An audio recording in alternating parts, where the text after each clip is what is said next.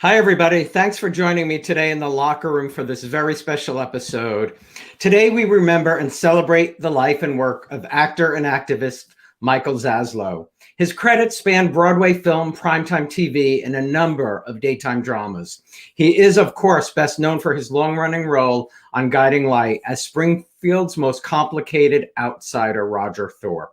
His layered performance and compelling work with co-actors like Maureen Garrett, Fiona Hutchison, and Beverly McKinsey earned him the love of fans, critics, and Emmy voters who handed him the gold statue for Best Performance by an Actor in a Leading Role in 1994. In 1997, Michael began to have trouble speaking.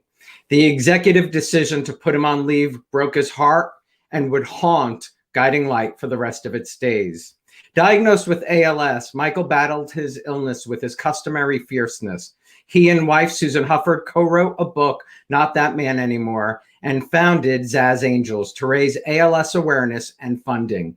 Michael also went home to daytime when former Guiding Light executive producer Jill Farron Phelps hired him to return to his role as David Rinaldi on One Life to Live. His illness was written into that show, and his last performance aired just 5 days before his death on December 6, 1998, at the young age of 54. A passionate actor and activist, anyone who knew Michael Zaslow knew there were three people he loved more than anything else: his wife Susan and their two beautiful daughters, Marika and Helena. I am so happy and honored that Marika is joining us today here in the locker room to talk about her dad. And joining Marika are a number of Michael's favorite scene partners, great actresses who went toe-to-toe with the talented actor, playing the on-screen loves of his life at Guiding Light. Please welcome to the locker room Marika Zaslow, Maureen Garrett, Fiona Hutchison, Liz Keifer, and Kimberley Simms. Here we go. Marika, Maureen, Kimberley, and Fiona. Hello, ladies. Thank you all for being here. Nice to be here. Marika, I told you backstage, but I will say it so the fans can hear it. There is so much love coming to you from all over, this country, and I know Italy because they always are tuning in to the locker room. So thank you. I really appreciate you being here. I couldn't think of doing this without you. Thank you so much for having me and for putting this together. It's really wonderful to revisit a lot of my childhood with so many people here, and just to be able to remember my dad and talk about him is really lovely. Thank you. Well, that's great. Well, I want to start with that word you just used, dad, because we all knew him as either Roger Thorpe or David Rinaldi, but to you he was just those three letters. And what was he like as a dad? He was, I think a lot of people know this about him. He just kind of lit up every single room that he was in with his smile. His laugh is something that I'll remember forever. And he was actually quite the prankster. I heard about a lot of pranks that he used to play on a lot of people down at the Guiding Light studio.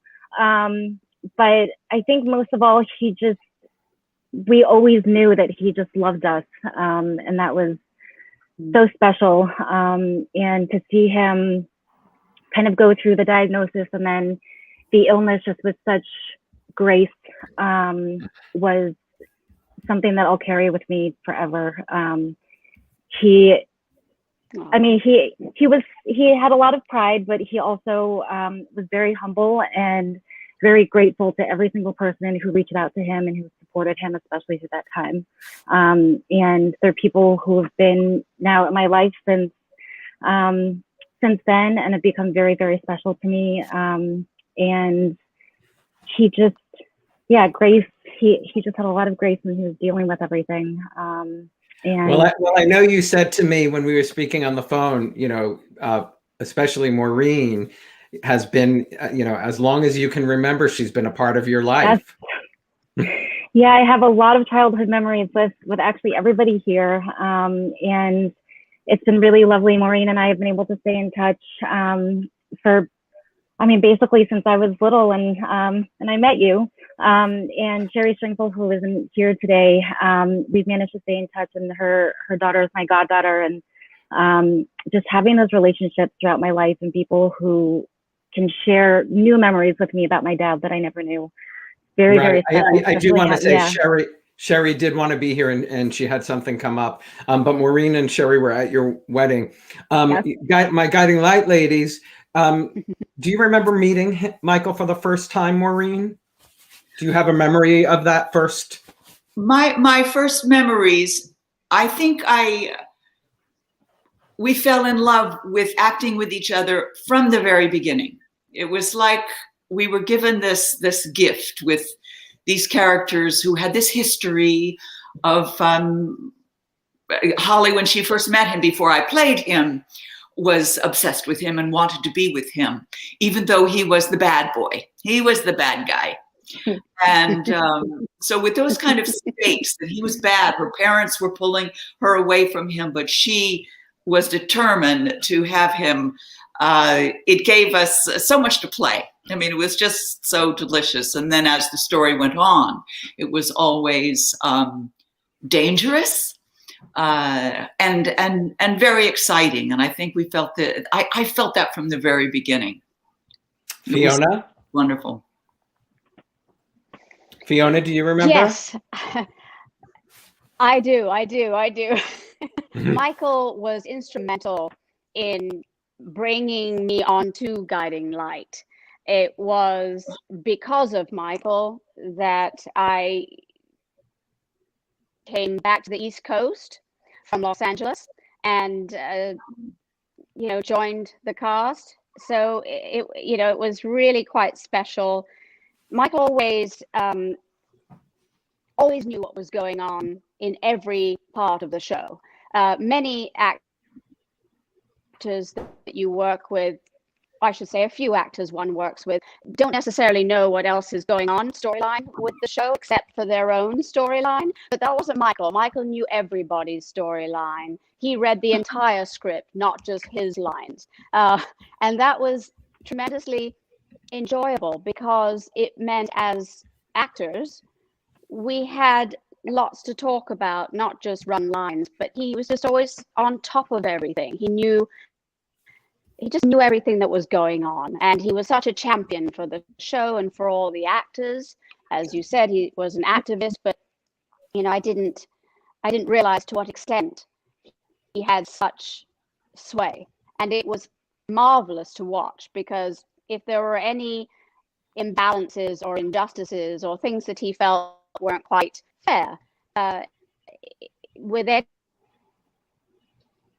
anybody situation on the show, he didn't have, and often when he spoke up, things changed because he had that ability to negotiate with producers and network people on behalf of the actors. Not that it wasn't necessarily his role to do that, but he took it on. He took it on as if, of course, it was his role. And I always greatly admired that. I learned a lot from working with him outside of just playing opposite him during the storyline.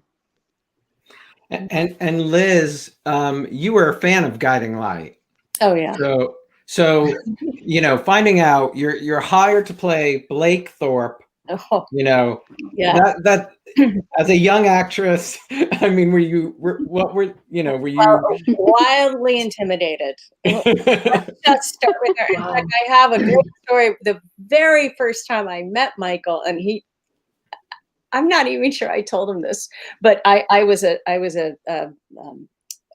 a video service called Janet Harno's video service in Los Angeles where they made actor demo reels. And I was a secretary. I was answering phones, and and Michael came in. He was coming in from New York, and he wanted to make his demo reel. I could not speak when he came in. I was so flustered, and I was so enamored with him because I had been, and I was watching the show then at that point. I was praying when I met him on the show as now. Like he would not remember me as the flustered secretary. That good to him. God, please, he doesn't remember me from that. Hilarious. This is not going to bode well for me playing Blake. But no. So, and I think I benefited from his love for you, Marika. I mean, it was evident. His love for his family was so strong, and Michael was fiercely protective. He protected his character so fiercely, and I benefited from being his daughter because I feel I received that warmth and love in a way that other characters didn't necessarily on and off the screen. I mean, I really feel like he just offered that to me, and I was very grateful. So. That's yeah, awesome. He was a wild one to overcome. I can imagine. And Kimberly, do you remember meeting him for the first time? Well, meeting him, I was on the show for a while before I started working with him, so I didn't launch, but working with Michael completely changed my character and helped me take her to another level where she was so multidimensional. And I was thinking about who I was going to be joining with today, and I was thinking that and from my experience, he makes everyone better. He made my whole experience on the show better. It was supposed to be a one-time. Mindy was supposed to be a pawn with between Roger and her dad, where they had an affair. It was supposed to be a one-time thing, and we both committed to it so much, and it was kind of very hot and steamy and a little kind of Lolita-esque. And Bob Calhoun actually really fought to take that storyline, which led in so many directions. But he was incredibly generous as an actor. He was so generous with me. He was so natural. He was fun and he was playful. And Liz, I think you just used the word wild. He did. He loved to push the envelope and really be playful. But I also have really beautiful memories. Go ahead. The fact that you two made that work pitted you between Michael Zaslow and Beverly McKinsey. Yes. It was extraordinary to be with these two powerhouses, and then to be in what they call in soap opera land a triangle with these two powerhouse legendary actors, Michael and Beverly, and it was probably my most fun time on the show, and took it, just played out into so many storylines that led to the storyline with Nick and Mindy. And I loved working with Michael so much, although it was always written, his great love was Holly, even though we had a really fun time for a season. I know we had a really fun time with Jenna. You guys were always doing those fun capers. That was really fun to watch too. But I was really so grateful. He was one of my favorite actors. I was so grateful that as I was leaving the show, I got to work with him again because I just loved him so much. And they sort of, I guess he was working with Alexandra against my character, but still it was just really so pleasant to tie up working with one of my favorite actors. So that's so great. Marika, did you get to watch some of? I did. He actually, back in the VCR days, he said it to tape the show every day, and we watched his scenes. And I love that. My mom actually always joked that the worse he was at work, the better he was at home. The more evil he got to be on the show. So I remember kind of watching it for most of my childhood, and then spending a lot of afternoons at the studio with him. Was really great, especially kind of in the last couple years that he was on the show. It was kind of our father-daughter time, which is irreplaceable to me now. So that's awesome. And you were never bitten by the bug. I actually got my my love of musical theater from him, and I grew up playing violin, and he was an amazing pianist. So we would play together all the time. But he actually got to see me do a couple shows before he died, just in high school. So that was great. And I've kept my love of musical theater since I was little. So he's still got a lot of influence in my life. Well, talk about your son and your daughter. They might follow in their grandfather's footsteps still. My daughter, actually, I think she every now and again she'll talk about musical theater, and I think she's really kind of getting into it now. She just started taking guitar lessons, so I think she's got some sort of arts in her, hopefully in the future. And my son still loves Sesame Street and singing, so we'll see. But I see a lot of, especially my daughter. I see a lot of actually my sister and my daughter. I try to talk about my dad and just my family as much as I can with them, just so they grow up feeling like they knew them. That's beautiful. That's beautiful. So, ladies, do you have a favorite scene with Michael that stands out in your mind for whether it was well written, Michael's performance, or just having the time of your life? I do remember the very first scene I had. Yeah. Were you climbing through a window or something? No, I was stepping into a bubble bath that he was already sitting in. Of course. And I thought, Michael, we've been friends for years, but I'm not sure we're this close. But it worked out very well. I felt very protected.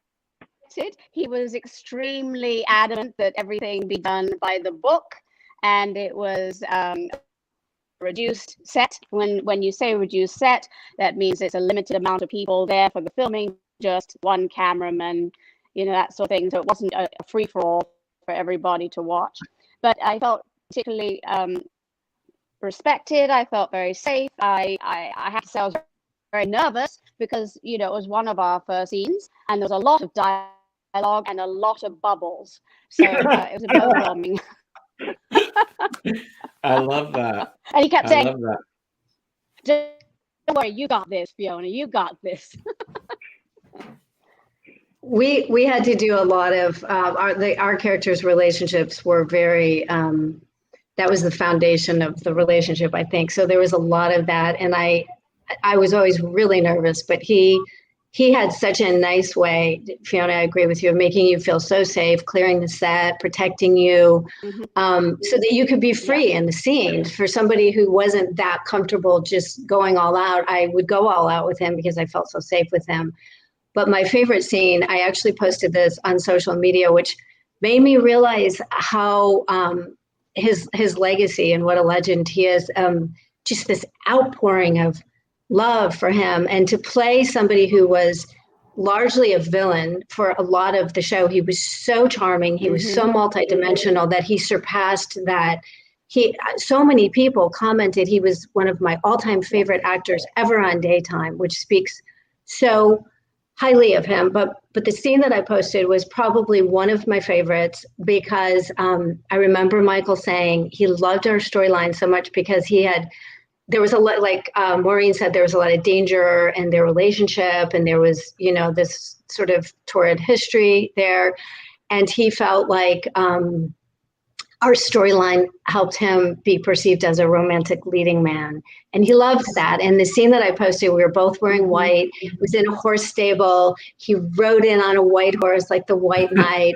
And the character, I think Mindy was pregnant with Mindy was pregnant with Well, he loved the horse too, but Mindy was pregnant with his child, and they were talking about being together and being married, and there was all this torrid stuff going on behind the scenes, and Alexandra and all of that.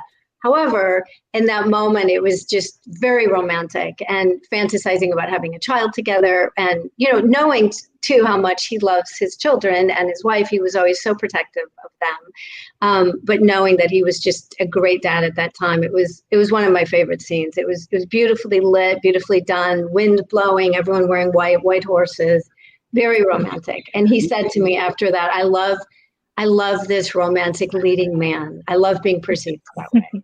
Well, he didn't usually ride in on a white horse for Maureen, for Holly, and for Liz, he did. Was it whose wedding did he come flying in for? Liz Yeah. and Philip, I think. Yeah, I think but I wasn't playing Blake. That was Right. Liz Dennehy. It might have been Liz Den. I It think might have been That's Liz. right. Okay. Yeah, it might have been Liz Dennehy. Yeah, You're right. I was the wedding. The first wedding with Ross was worrying that he was going to come, and there was flashbacks with it, and that kind of thing. And his love for the daughter. I remember with the one really, really important, vital scene with him was when he had to hit Blake. He had to hit me. And that went against everything. I mean, he was so conflicted by that. And it broke our hearts. And I mean, it broke his heart. And yet he used it. He used that conflict that was there. Like, how can he be this way towards his daughter? And I will never forget that. I mean, I just saw the depth of his soul and his heart, and that was difficult for him to always be seen as this bad guy. Like it wasn't black and white for him. He was, and he cared about why he did what he did, and he didn't think he was a bad character, and so I always respected him for that. So when I was writing the intro for the show, Jill Laurie Hurst helped me quite a bit, and I had used the word villain because in my eyes, I grew up Roger was a villain, but Jill knew that Michael didn't like that he was seen that way, and that's why we changed it to complicated character. Which I thought was, Jill knew. Jill always knows, but it was, But that's why he had so many. That's why he had so much dimension, and that's why he was so beloved, because he gave so much humanity to the character, who was maybe written a lot as a villain or a bad guy, but he was so multi-layered and compassionate, and he brought all that, I think. And Maureen, is it possible to pick favorite? Well, for sheer fun, I would have to say Down in Santo Domingo, playing in a real jungle instead of fake trees, behind that same fake branch every time. It was, we had so much fun down there. But I think the depth of the relationship, the scenes in Cliff House, where we spent the night together for the first time in all those years. That was, I think, very huge and vulnerable. And I have to say that we kept a distance because it wasn't like we could hang out around the coffee machine and chit chat, because we had to go in front of the cameras then and play. For one thing, the clash that Jill Laurie Hurst refers to, that danger, the fire, the competitiveness, the love-hate stuff, but also the vulnerability that we had. She loved him so much and he hurt her, and she loved him so much and he hurt her. She was always vulnerable to him, and I think that was something that we had to guard. We had to keep that safe, and we didn't talk about it with each other. It was something that we loved when the camera, we just loved acting together because it was so fraught. It was so loaded. There was nothing safe about it, nothing mundane, nothing day to day. It was like at each other's throats with passion. It was passion. Oh, total passion. That's why it lasted so long too, Maureen. That's why that arc was just lasted till the end of the show, right? Yeah, he joked and he said, well, we did a wonderful interview with Mimi Torchin where he says that working with me was in his contract. And Mimi's watching today. So hi, Mimi. Hi, Mimi. Hi, Mimi. He was wonderful. I loved working with him. He was the best. Well, I let's agree. talk about, the thing that just, rocked daytime when he was diagnosed with ALS.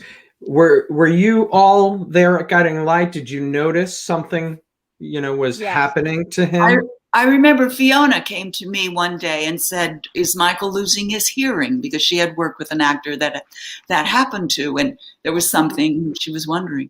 Yes. But we didn't know. We didn't know for the longest time. The first sign of it on the set was when we had this scene. He was in some sort of lockup, and he said to me, I'm not the man I used to be, or something. Roger was always looking for redemption. He was always trying to make up for his past so that he could be the hero, which he was in his own eyes, but he wanted to always. So it was another scene about that. And he said that line, and afterward, gone, the set is cleared, we're walking away, and he pulls me back to the side and says, "When I said that line, did you notice anything?" And I said, "No, what, nothing, what?" And he said, I couldn't say that. The man, I couldn't say that. And I assured him, no, there was nothing. It was, he was under a lot of stress then. His mother had recently died. And so I tried to reassure him. And then from then on, step by step, slowly, he was losing his power to speak. I remember a rehearsal that we had in my dressing room, and he started to not be able to get certain words out. And I was worried that he might be having a stroke because he actually couldn't finish the word. And that, I remember that day. I do remember that day when he was very frightened, and that's when he decided better go check it out, and so on and so forth. And I'm not even sure that we actually filmed that day because we're having difficulty getting through the scene. In other words, we didn't go to set. It was not a good day for him. Marika, for yourself, you were around 13, right, when he was diagnosed? Probably about almost 15. I remember him talking actually a lot about that day that he had trouble on set, and he, as a perfectionist, he was very, very worried, obviously, but because ALS is so hard to diagnose, it's a diagnosis kind of elimination of a lot of other things. And I remember kind of traveling around the country with my whole family, going to different specialists, and it took quite a long time actually for him to get the diagnosis of ALS. And then it felt like it was actually pretty quick between the time of diagnosis and then when he died. But it is one of the hardest diseases because you stay completely sharp in your minds, and so he knew every single thing that was happening to him, and for him to lose his craft, which he valued so much, and Yes. it was really hard to see, but he had a lot of grace and humility about it. And I think he really did try to see the kind of the silver lining and the better side of everything, and being able to reconnect with people, after he went back to the Life to Live. And I think also, sorry. Yeah, go ahead. No, go ahead. I think in a lot of ways, our relationship also deepened during that time. And even though he was sick and it was hard to see him struggle, the last couple of years that we had together, I learned a lot from him.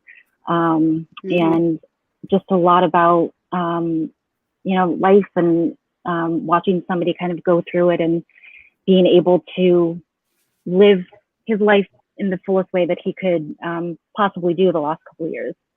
Yeah. I said it in the introduction, the decision at Guiding Light would haunt Guiding Light for the rest of its days. And it was a huge mistake when they released him. As his colleagues, what were your thoughts at that time? I remember when we got the news that they were writing him off, I just took him by the hand and we walked down to the writer's room and knocked on the door, and I just pulled him in there, and I said to them, talk to him. And Nancy Williams Watt wrote recently on line that the writers wanted to tell the story, and they wanted to put Roger and Holly back together again and have her take care of him. And I think that would have been an incredibly rich story to tell. Yes. But it would have been a full circle for Roger and Holly. Yeah. But the sponsors didn't want to, and heartbreaking. And heartbreaking. Yeah. Yeah. And Roush said at the time, he said, but we know how the story ends. And that's why they didn't want to go there. Well, which I don't understand. I mean, all I can say is so short-sighted, and had heard now in today's the decision different. That was one of the things that I found so frustrating working in daytime back in the 80s and 90s, is that you could not get them, and I say collectively, to tell a story that was too close to the bone. Do you know what I mean? It had to be a certain amount of fluff. And what I love about today's industry is that we finally got past that. I mean, there's room, of course, for fantasy and fluff, don't get me wrong. But when you've got a powerful actor such as Michael Zaslow, and you've got a real life situation like Michael J. Fox, I mean, that's liquid gold. I would hang on to that with all my arms and legs and not let go of it. Do you know what I mean? Right. It could have been such a moving and such an educational experience too, that somebody was too afraid to tackle. And that's kind of heartbreaking. It was a huge missed opportunity, and I'm sure caused him so much pain. Yeah, it was. I always felt like it was so, like, what a shame. I mean, this is the truth of what's happening. This is life. Yeah. Oh. Mimi just wrote she had lunch with Paul and Megan and begged them to keep him on. Begged them. Hey, Fiona, would you mind trying to take your taking these out? It might work better because you're having some. Disconnect them. Yeah, hold on. Let me see if I can. Yeah, Marika, when we were talking, I think that's going to be better.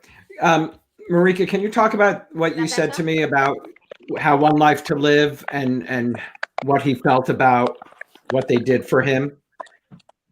I think it was just after the heartbreak of being written off Guiding Light, which he really did see as his family. It was, I think, really special and validating to him to have One Life to Live write him in with his disease, and to go back to a place where there were still a lot of people that he had continued to have a relationship with over the years.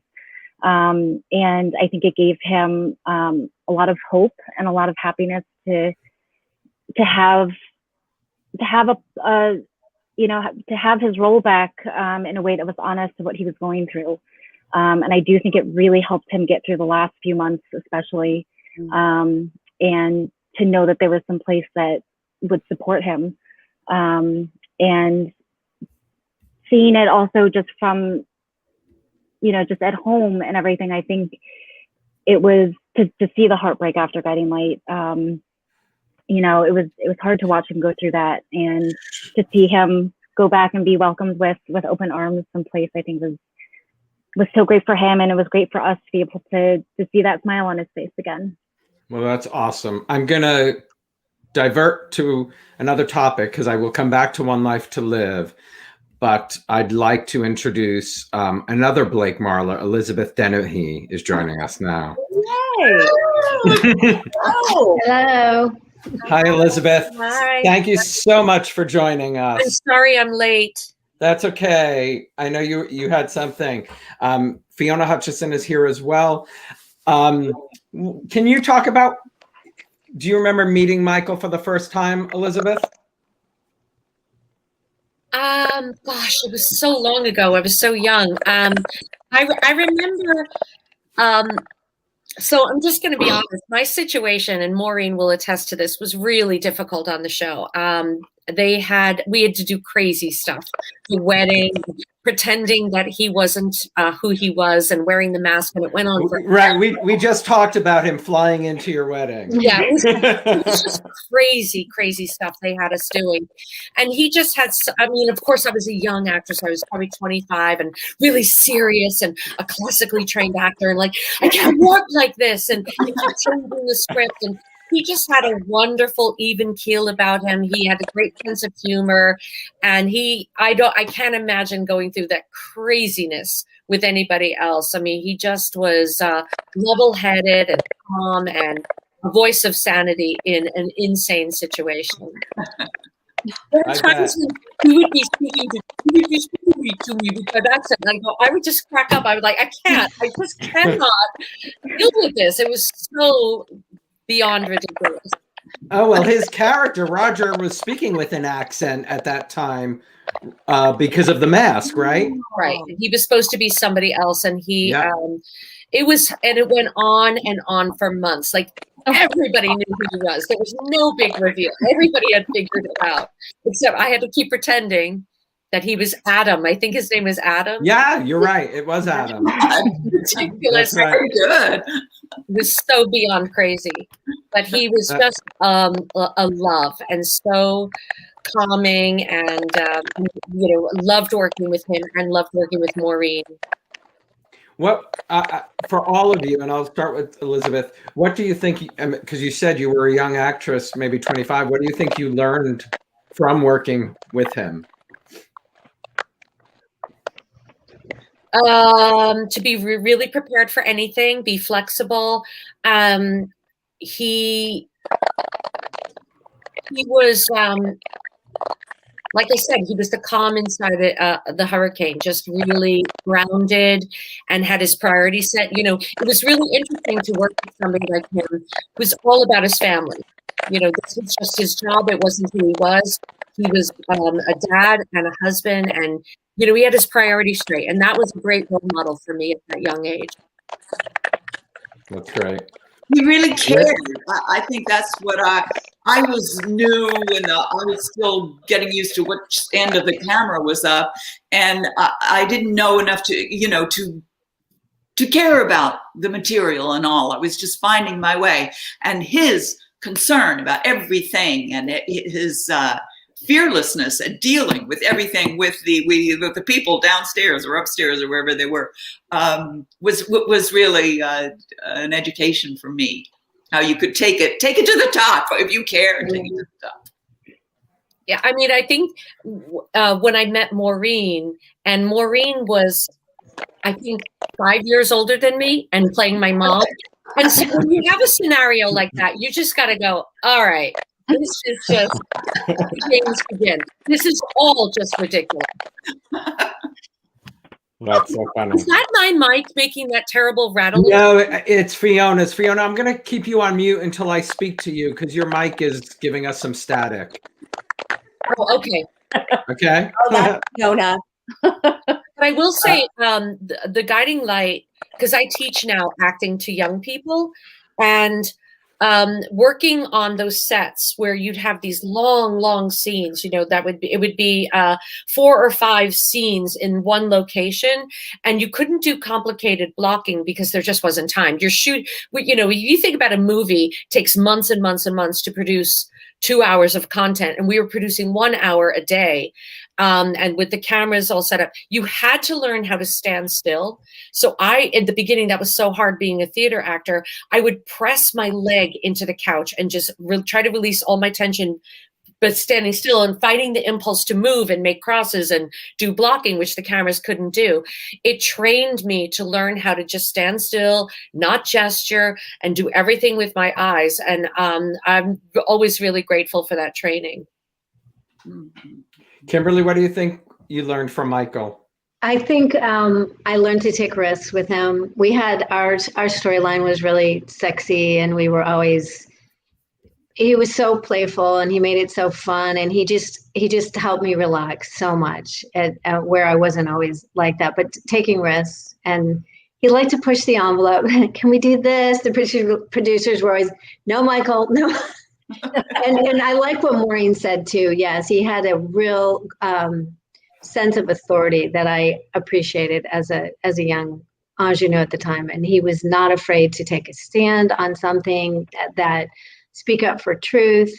Obviously, in his own life as an activist, but at work too, and would fight for you as well, which I really value. He was generous too. He was a generous actor, very generous. And Liz, for yourself, what do you think you learned? Yeah, I agree with that. He did have a great authority on everything, and that actually, when you're all talking, I'm like, yeah, actually, it did allow me to relax.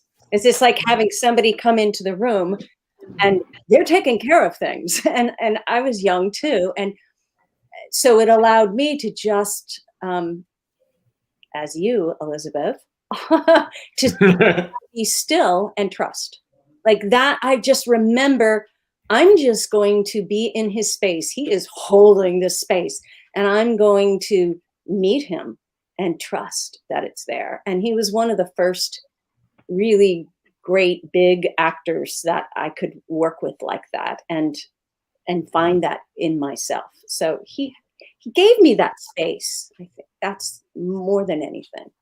That's awesome. Elizabeth, a fan just said it was Adam Malik was Roger's name.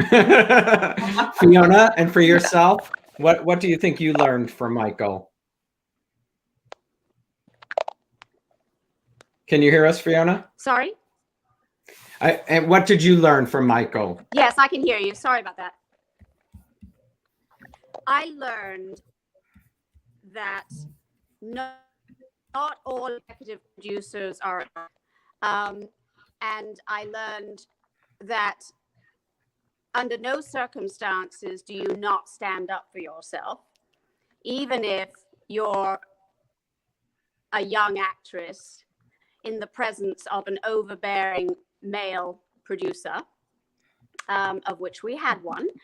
And Michael went toe-to-toe more than once in a situation that I think, you know, it's so funny. I think about these sort of storylines and the way the shows were managed. And what would have been like if Instagram and social media and Twitter had been around back then. I just think it dangerous. would have been a very different environment. Very dangerous environment. Oh yeah. Very, for some people. Yeah, very dangerous. But not for Michael Zaslow and not for the rest of us working with him is what I'm trying to get across. Gotcha. That makes perfect sense. Now I'm going to go back to One Life to Live. That's what I learned from Michael. That's a great. Oh, she disappeared again.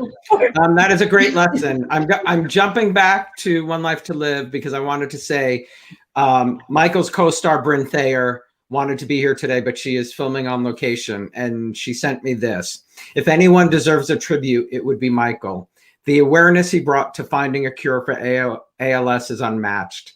He was an extraordinary husband, loved his beautiful daughters, Marika and Helena, to his core, a creative force and a friend to all. He was a true hero to me and so many others. I am grateful to have spent some of the best days of my life with the incomparable Michael Zaslow.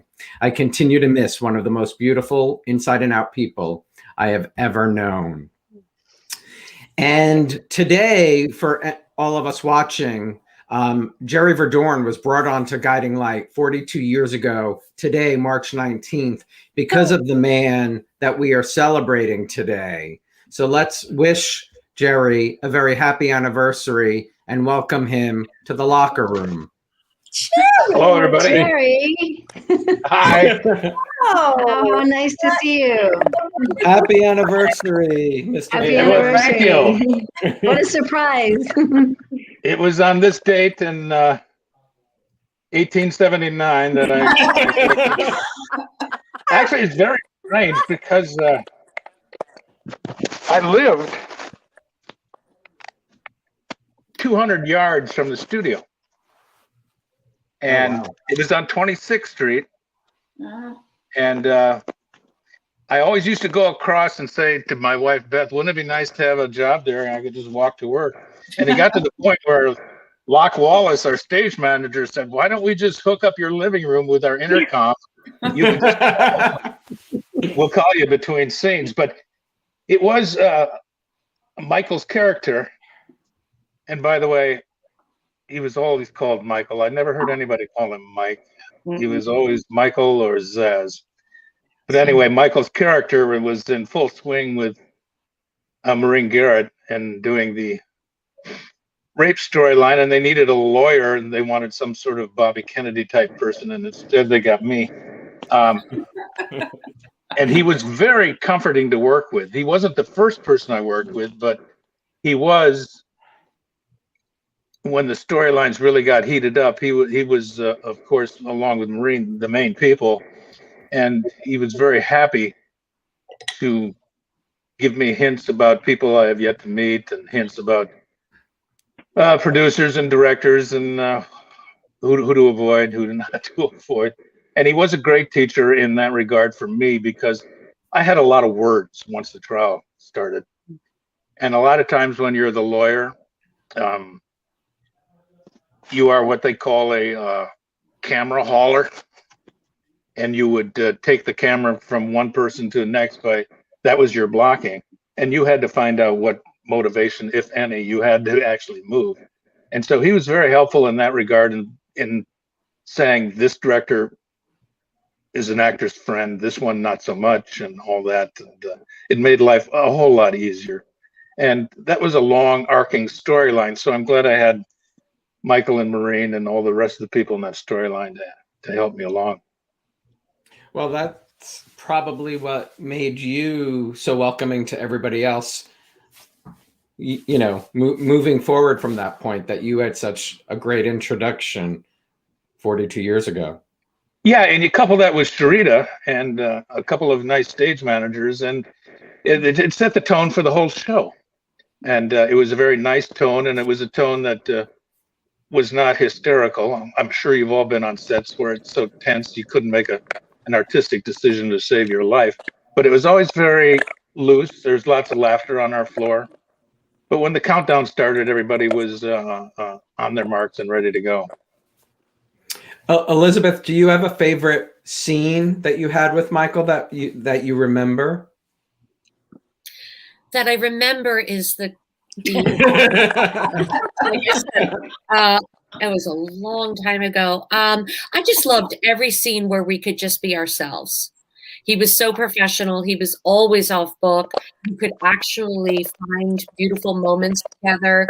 And that was not always the case with, most of the time it was like you just learned the lines just enough to get through it and you got through it. But with him, he was such a professional that you could actually find moments and beats.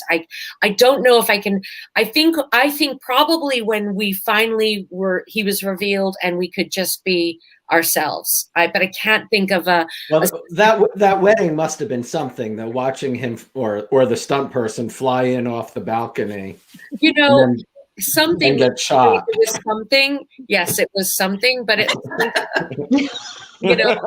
I'm wearing that really, really constricting dress and people hair all the time. I mean, it's not enjoyable. It's something they're not fun to film, are they? You enjoy.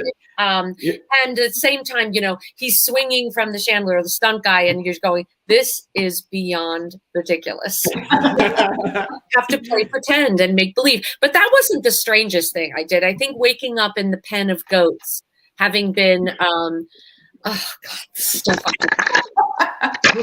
Ridiculous. Yeah. So funny. So yeah, Jerry, the wedding was something. Jerry, do you have a favorite scene with Michael? Ooh. Jerry, can you hear us? Yep. Oh, his. Yeah, Jerry, you're muted. I don't know if you turned it on. You need to play with the Call Beth. Yeah. Oh my God. There he goes. I dropped my baseball on it. And then, Oh, okay. Do you have a favorite scene with Michael? yeah, it must have been something in the courtroom. And I'm with Elizabeth. The key word is if I can remember. And it was sort of towards the end of the trial. And the scenes used to be so much longer than they eventually became.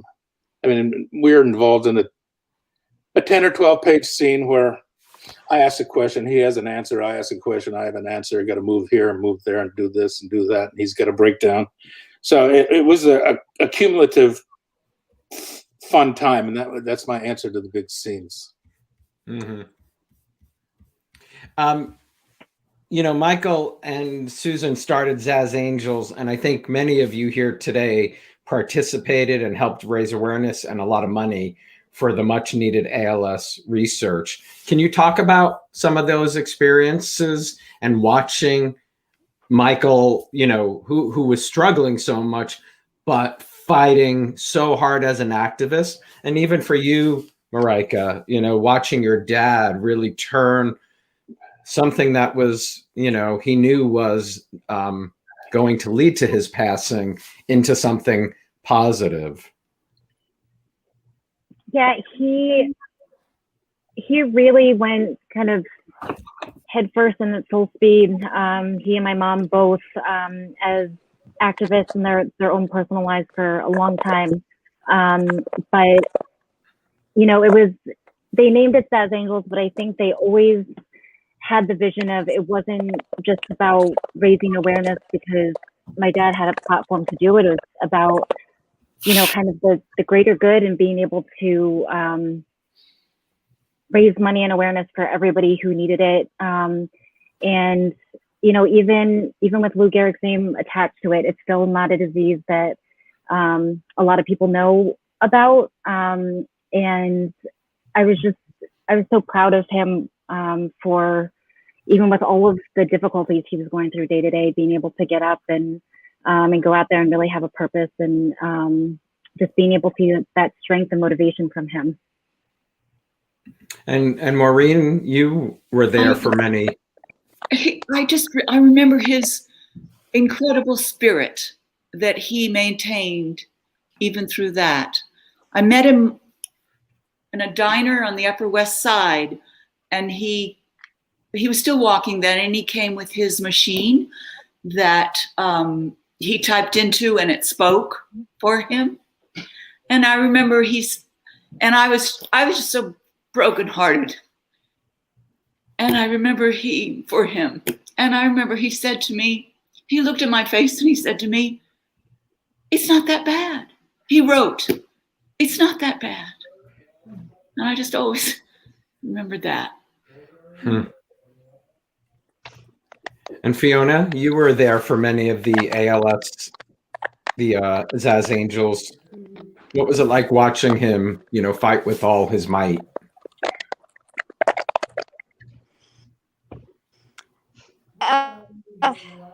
Okay. I'm so sorry. Oh. I know, Fiona. Marika, would you tell us what you're doing with your life? Because I know you're doing, your work is really special. After college, I actually went back for my master's in social work, worked for a little bit of time, and now I went back to school to get my master's in child life. And I work up at the Children's Hospital of New York Presbyterian up in Washington Heights in New York City. And our field is really grown in the last about 20 years. And my main purpose is to help children and families who are going through, whether or not it's one appointment at a hospital or prolonged hospitalization, new diagnoses of a long-term disease, and to really help them cope in the best ways possible. We do a lot of medical teaching, so families especially who have a new diagnosis, to be able to walk them through, to kind of break down a lot of the medical jargon for them. A lot of times families are afraid of asking questions while the doctor's in the room, because there's so much information coming at them, and so we kind of help them process a lot of that. We, unfortunately, we do a lot of bereavement work with children and their families. And I actually work in an outpatient unit. So I assist kids and their families when they're having procedures where they're awake for them or have kind of light sedation. We also do preoperative tours so that children and their families know what to expect before coming in, especially for a major surgery, and if they're going to be inpatient afterwards. But it's very, very rewarding work, and I think you know, it's really great to see, especially a kid who's had a really hard time, kind of be able to even get changed into the hospital pajamas without being afraid, or to be able to, you know, the long-term kids come in week after week, and you know, it's really inspiring to see all of these kids who have such resilience and just still a great outlook on life. I've learned a lot from them and their families and caretakers. So it's been very rewarding. Your parents would be very proud. I was curious, you know, what did your dad impart to you that you will pass to your children? Like, is there something that sticks out of something? And maybe it was like the musical theater you just said about your daughter, or something like. I think it's just more in kind of a philosophy of life and just being generous of spirit, always being kind, and always doing something to help if you can. And the lessons that I learned from him throughout my whole life, but especially after he got sick, when it became harder for him to speak, he actually started a written journal with each one of us, and we would write in it daily. And I learned so much from him, just about a life full of grace and generosity. And I'm so thankful for that from him. That's amazing. Marika, you are extraordinary. I just have, we said this backstage, but I'm so blown away by what you're doing with your life and for what you've experienced and the loss you've had. It's extraordinary. Thank you. And thank you for being here. Yes. It's so wonderful to see all of you. Is there something I've missed? Anybody here about Michael that you'd like to share that I just could I read Roy's letter? Sure, yes. Roy Steinberg. Roy Steinberg was a producer and director on Guiding Light and on One Life to Live, and he said I could share this. Hopefully I can do it justice. He said, Zaz was my good friend who adored his daughters and his wife. We had many dinners at each other's apartments. I directed him on GL and at One Life to Live, including his last performance when he could no longer use his voice. He was a passionate activist and I loved him. His last words to me were, I'm still a pain in the ass, right? I kissed him on his forehead. Oh, that's beautiful. Oh, that's fabulous. Beautiful. And I mentioned backstage as well, I wanted to read this. One of our fans had sent this to me last night, Todd, who Todd has been sidelined by an illness over the past 19 months and has been a fan and followed Michael, I think, from Guiding Light to One Life to Live. And he, like so many, have never forgotten Michael's contribution to this beloved medium. And he posted this 4 years ago on the anniversary of Michael's passing. Wednesday marked 19 years since the passing of Michael Zaslow, an actor and writer gifted with extraordinary talent. Michael created two very memorable roles that would ultimately define his career: Roger Thorpe on Guiding Light and David Rinaldi on ABC's One Life to Live. Michael did not just perform, he enchanted his viewers with characterizations that ran the spectrum of the human condition.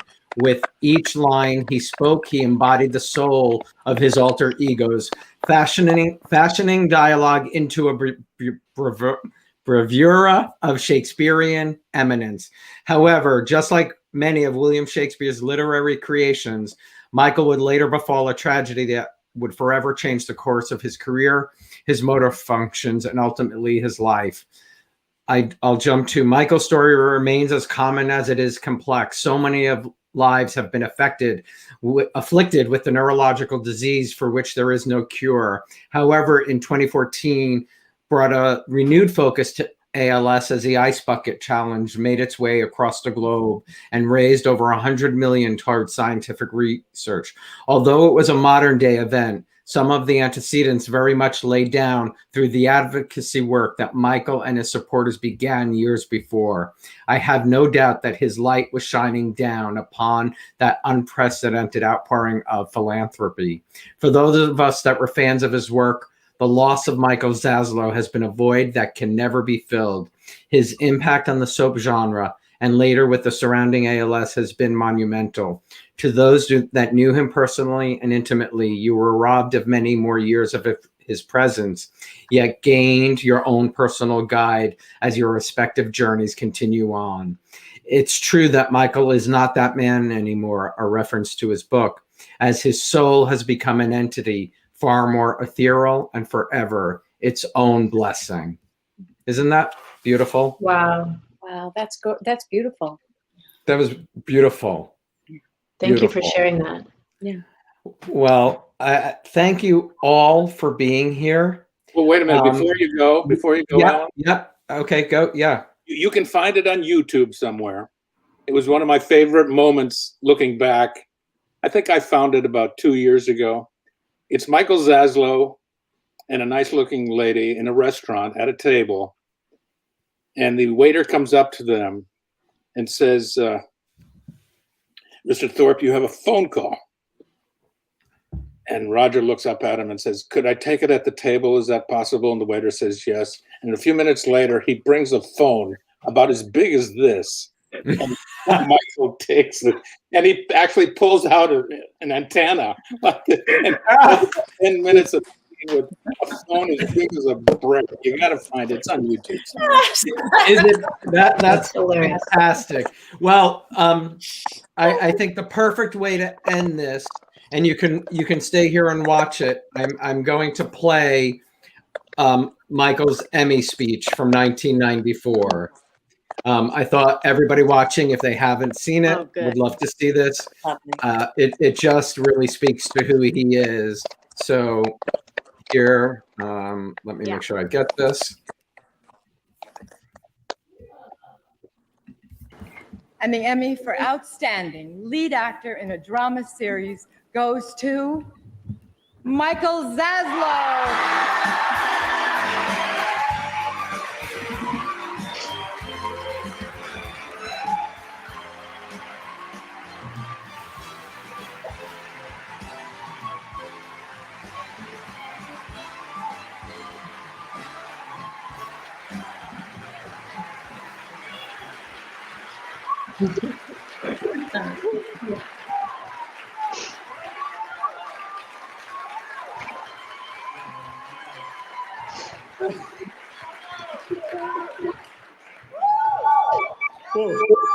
I'm so relieved. I want to thank my fellow actors, members of the Academy.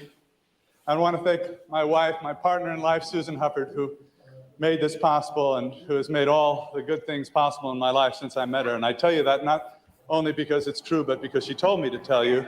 Because she said that's what David Canary and Peter Bergman always say.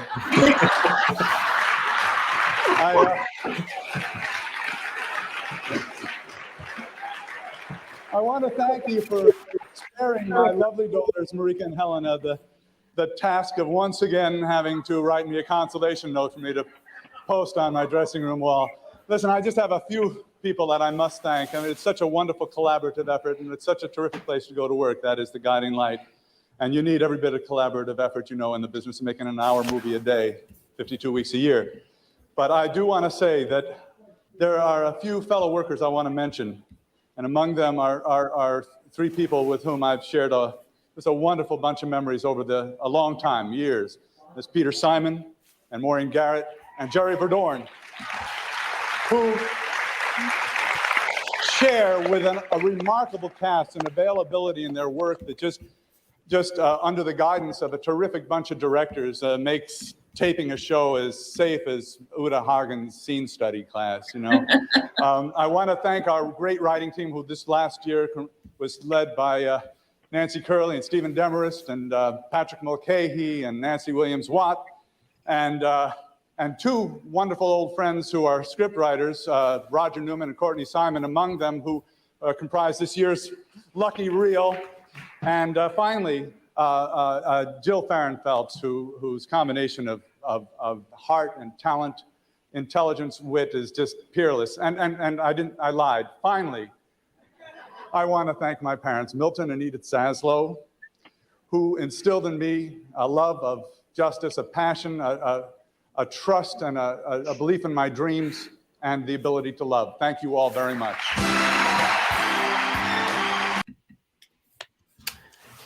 Yeah. Thank you. Thank you. Thank you, everybody, for being Thank you, here. Alan. And Thank Marika you for doing allowing us to Thank you honor so your much. dad this way. Thank you. Wonderful to see you all. And happy anniversary, Mr. Verdorn, 42 Yes. years. Thank you. Thank you. Wow. Crazy. Great. Stay well, everybody. Thank you. Thank you so Ellen. much. Thank So you, welcome. Ellen. Thank you. Bye. Bye-bye, everybody. I'll take care of you. Thank you, everybody. I hope you enjoyed today's show. I will see you next week. Have a great weekend. Bye, everybody.